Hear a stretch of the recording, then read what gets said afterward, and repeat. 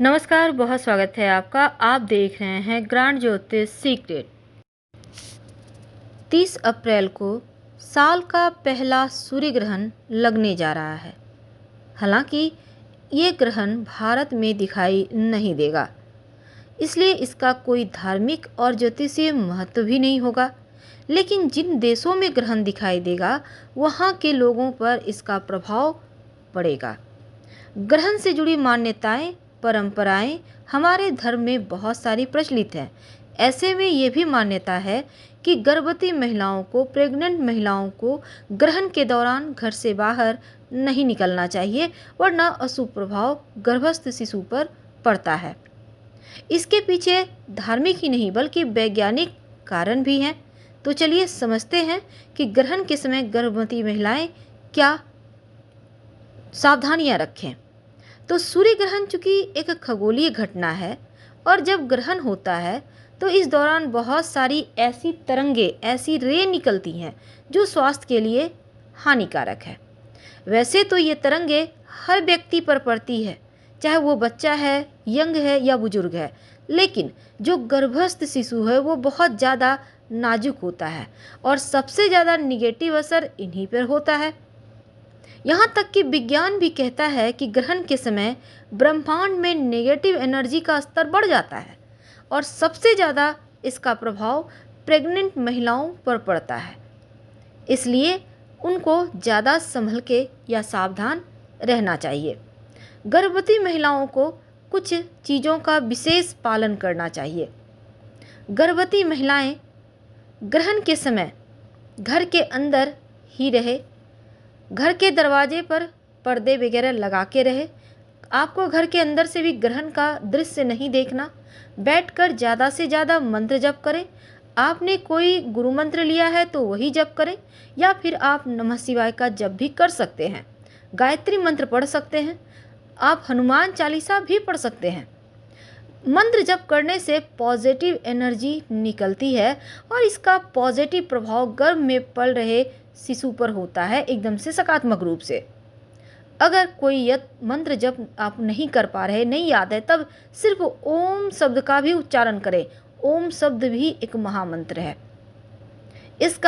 इस मंत्र का उच्चारण से घर में पॉजिटिव एनर्जी बढ़ जाएगा और आपका दिमाग केवल वही स्वर सुनता है जो गर्भ में पल रहे बच्चे के लिए अच्छा होता है। तो क्या सावधानियां रखनी चाहिए? देखिए, गर्भवती महिलाओं के ये ग्रहण काल के दौरान जैसे आपको कुछ चीज़ों का परहेज करना है। आप पहले से ही हटा कर रख दीजिएगा चाकू, यानी कुछ भी आपको काटना नहीं है। कैंची, इसका भी प्रयोग नहीं करना। सुई धागा यानी सिलने का भी प्रयोग नहीं करना। कोई भी चीज़ ना काटना है ना सिलाई करना है। यहाँ तक कि लॉक, जो दरवाजे में ताला चाबी होता है, उसका भी यूज नहीं करना। इससे गर्भ में पल रहे शिशु पर निगेटिव असर होता है। किसी भी पेड़ का पत्ते ना तोड़ें और ना ही किसी तरह का कोई तिनका तोड़ें। यहाँ तक कि अगर आपको खाना भी है तो फल को ना काटें खुद से।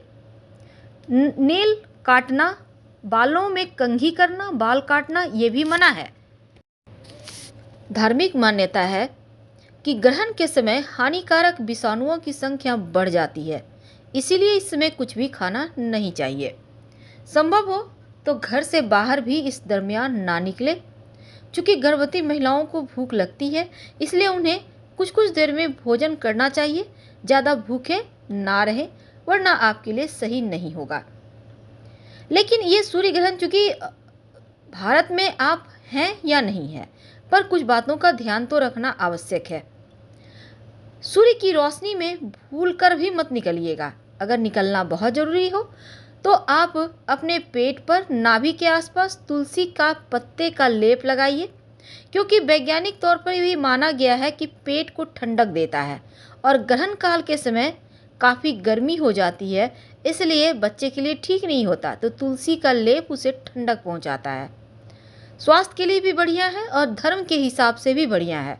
ग्रहण काल में तुलसी को अवरोधक की तरह प्रयोग किया जाता है। इस समय आपको ब्लेड, रेजर वगैरह से भी दूर रहना है और तमाम जो हथियार जैसी चीज़ें हैं इनसे बचना है। प्रेग्नेंट महिलाएं ग्रहण के दुष्प्रभाव से बचने के लिए एक पानी वाला नारियल अपने पास रखें। सर पर दुपट्टा या कुछ भी आप रख ले लाल रंग का, ग्रहण दोष समाप्त हो जाएगा।